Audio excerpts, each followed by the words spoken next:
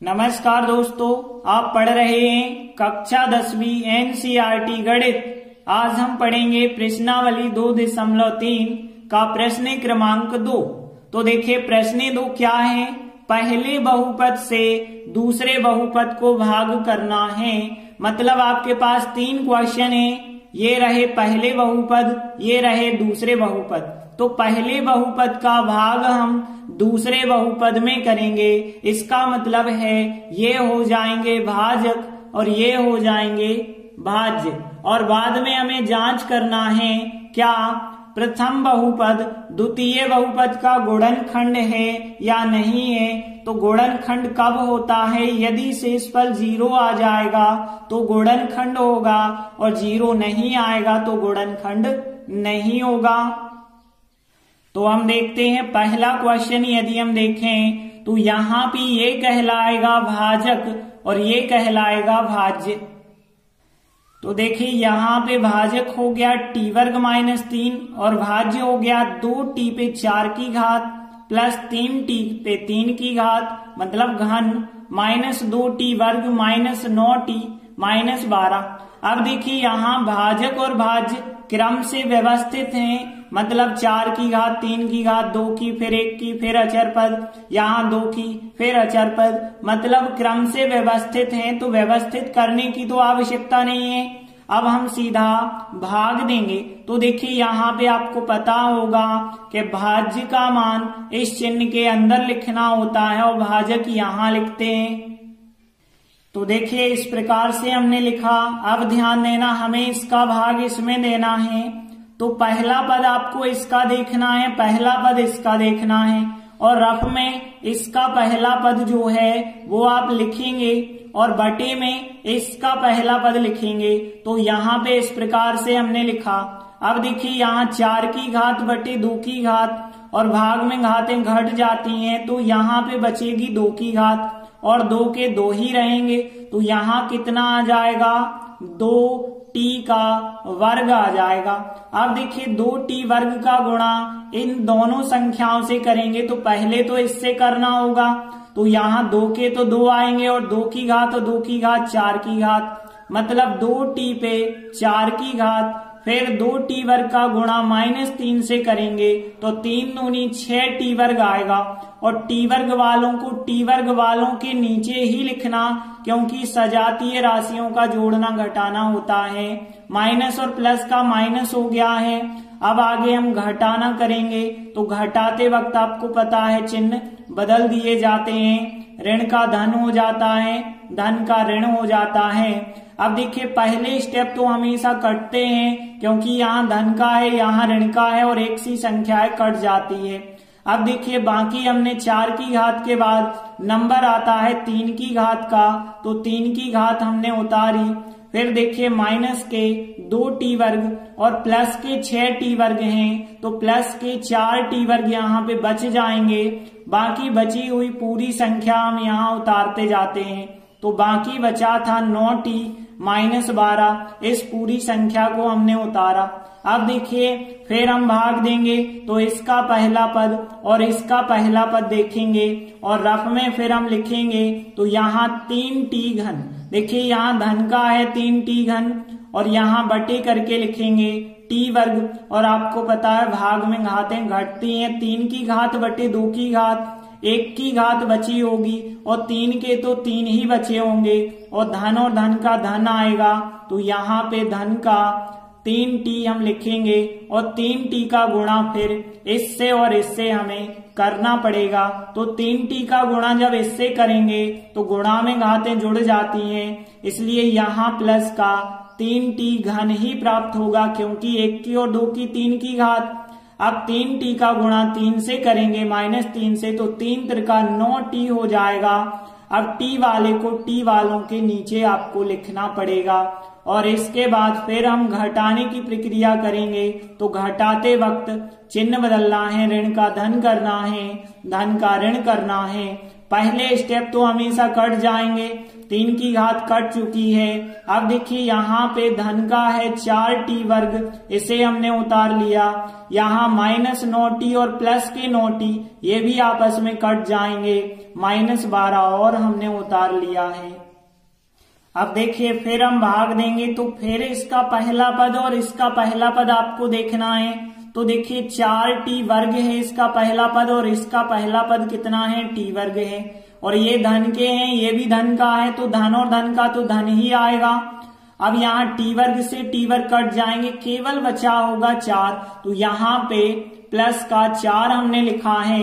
अब देखिए इस 4 का गुणा इससे और इससे करना होगा, तो जब 4 का गुणा t वर्ग से करेंगे तो यहाँ पे धन के 4t वर्ग आएंगे और 4 का गुणा -3 से करेंगे तो 4 3 12 ही आएगा।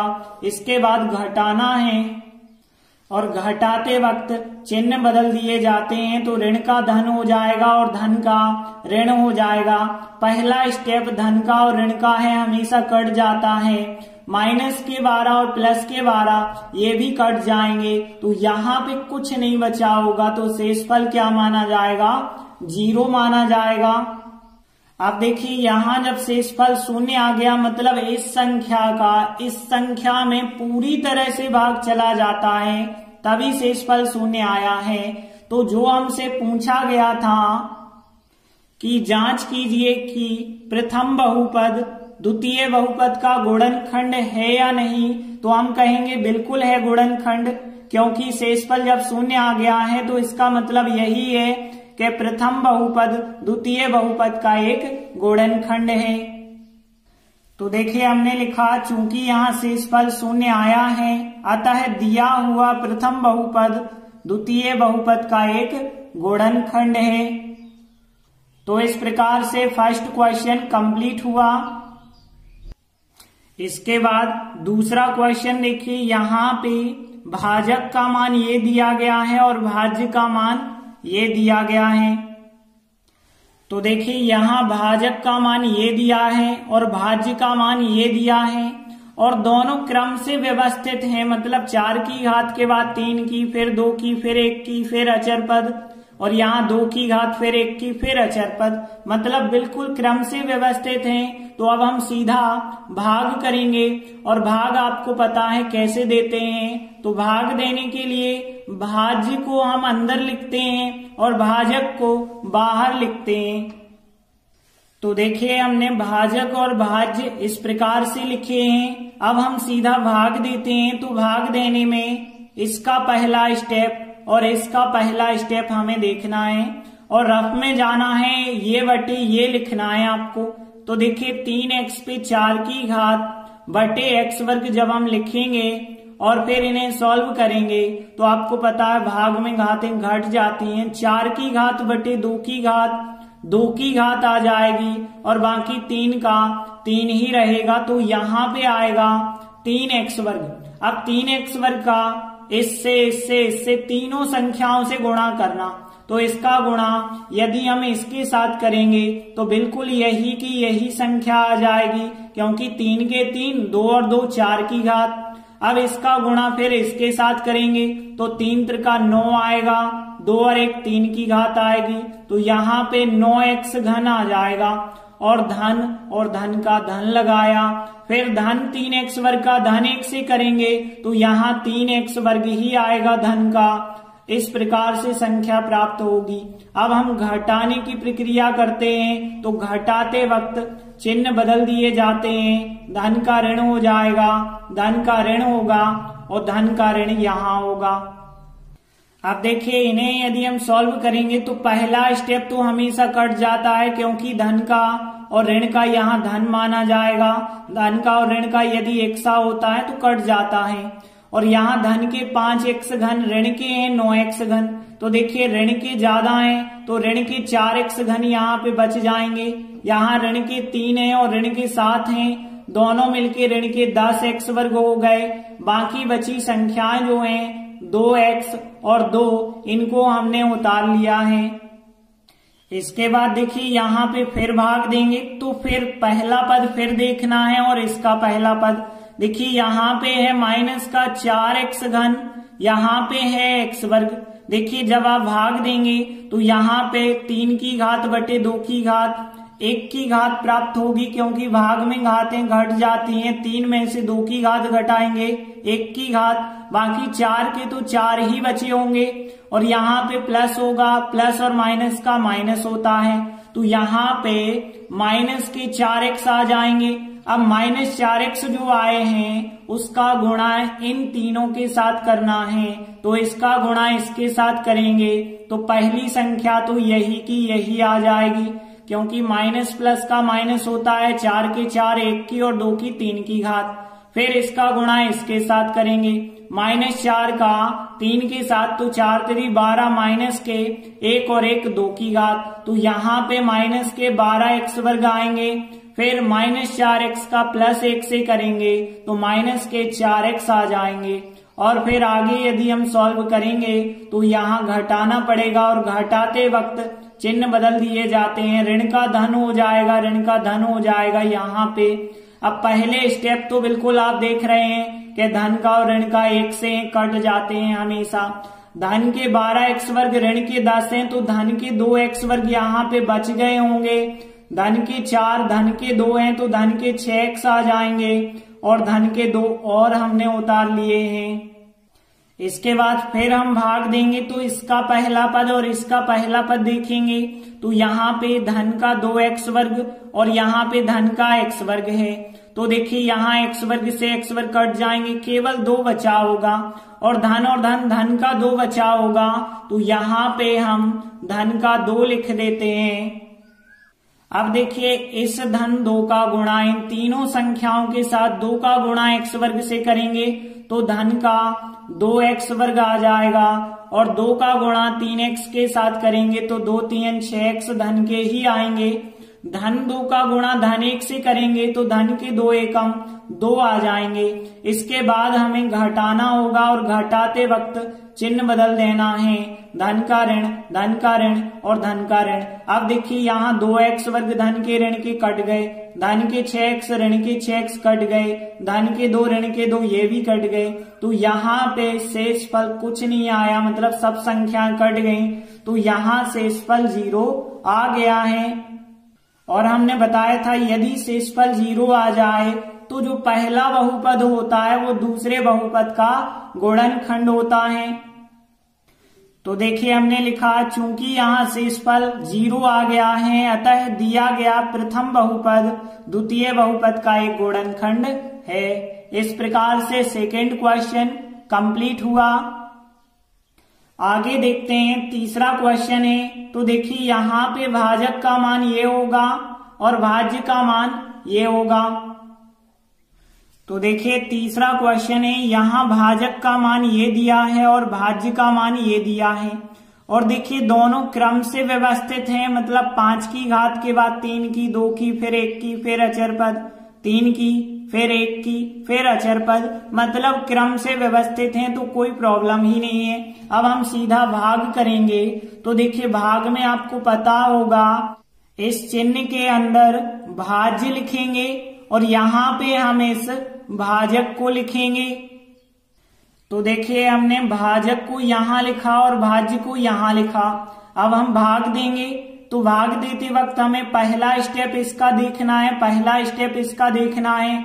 यहाँ रफ में आप जाएंगे तो देखिए x पे 5 की घात बटे x पे 3 की घात, और आपको पता है भाग में घातें घट जाती हैं, तो कितने की घात आ जाएगी? 2 की घात आ जाएगी। तो यहाँ पे हमने 2 की घात लिखी, मतलब x वर्ग लिखा। अब x वर्ग का हम इन तीनों संख्याओं के साथ गुणा करेंगे। तो देखिए x वर्ग का पहले हम x घन के साथ करेंगे, तो x पे कितने की घात आएगी? 5 की, क्योंकि गुणा में घातें जुड़ती हैं, 3 2 5 की घात। फिर 3x का गुणा इसके साथ करेंगे, तो देखिए माइनस और प्लस का तो माइनस ही होगा, 3 के 3 होंगे, 2 और 1 3 की घात आ जाएगी, तो यहाँ माइनस का 3x घन आएगा, और घन को घन के नीचे लिखना है।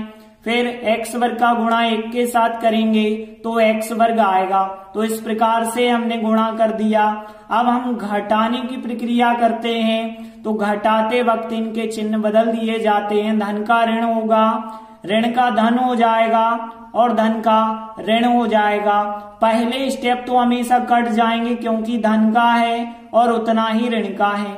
अब देखिए ऋण के 4x घन है, धन के 3x घन है, तो ऋण का 1x घन बच जाएगा। धन का x वर्ग और ऋण का x वर्ग ये तो बिल्कुल एक से हैं, धन के ऋण के कट जाएंगे। अब हम बची हुई संख्या 3x को उतारेंगे और फिर 1 भी बचा हुआ है तो 1 को भी उतारेंगे।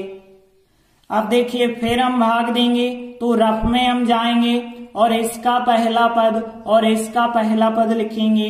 तो देखिए यहाँ माइनस का x घन और यहाँ पे प्लस का x घन। यदि हम देखें तो ऊपर नीचे जब एक सी संख्या होती है तो वो कट जाती है, तो ये संख्या कट गई और अंश हर की जब संख्या कटती है तो 1 बचता है। अब यहाँ माइनस और यहाँ प्लस, तो प्लस और माइनस का माइनस होता है भाग में, तो यहाँ पे -1 आ जाएगा। तो हम -1 को यहाँ लिखेंगे। अब -1 का गुणा हम इन तीनों संख्याओं के साथ करेंगे, तो -1 का x घन के साथ तो माइनस का x घन ही आएगा क्योंकि 1 को तो लिखते ही नहीं है। अब -1 का गुणा -3x के साथ तो माइनस माइनस प्लस 3x का 1 के साथ करेंगे तो 3x ही प्राप्त होंगे। फिर +1 का -1 के साथ तो -1 यहाँ पे प्राप्त होगा। इसके बाद हम घटाने की प्रक्रिया करते हैं और घटाते वक्त चिन्ह बदल दिए जाते हैं। ऋण का धन हो जाएगा और धन का ऋण हो जाएगा और फिर ऋण का धन हो जाएगा। अब देखिए पहला पद तो हमेशा कटेगा क्योंकि माइनस का है और प्लस का और 1 सा है, कट जाएगा। धन के 3x और ऋण के 3x ये भी कट गए, लेकिन यहाँ पे धन का 1 और फिर धन का 1 तो इनको नहीं काट देना। धन का 1 और धन का 1 धन के 2 हो जाएंगे। तो देखिए यहाँ पे शेषफल 0 नहीं आया, यहाँ शेषफल 2 आया है। तो इसका मतलब ये हुआ कि यहाँ पे जो पहला बहुपद है वो दूसरे बहुपद का गुणनखंड नहीं है क्योंकि शेषफल 0 आया ही नहीं है। तो देखिए हमने लिखा चूंकि यहाँ शेषफल 2 आया है, 0 नहीं आया है, अतः हम कह सकते हैं कि दिया गया प्रथम बहुपद द्वितीय बहुपद का एक गुणनखंड नहीं है। तो इस प्रकार से तीसरा प्रश्न भी कंप्लीट हुआ। इसी के साथ प्रश्न 2 के तीनों सवाल कंप्लीट हुए। हम आशा करते हैं कि तीनों सवालों में जो कुछ हमने आपको बताया कि कब पहला बहुपद दूसरे बहुपद का गुणनखंड होता है, ये आपको आसानी से समझ आ गया होगा। धन्यवाद।